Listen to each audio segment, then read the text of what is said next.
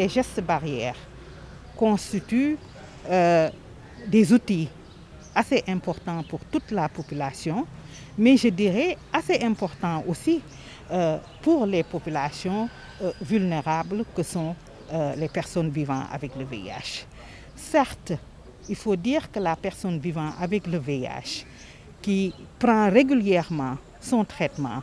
qui a sa charge virale indétectable, elle constitue aujourd'hui une personne, je dirais, pratiquement normale, mais quand même qui doit prendre toutes les mesures nécessaires pour se protéger contre cette pandémie à Covid-19.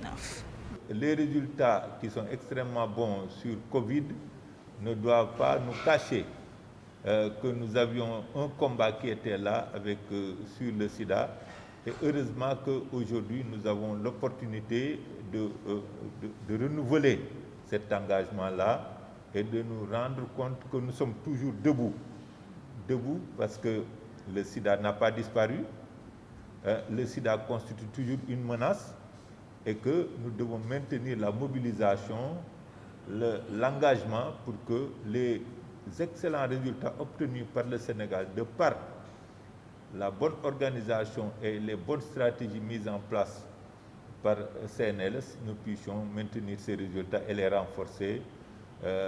pour aller de l'avant parce que c'est une dimension importante du processus de notre marche vers l'émergence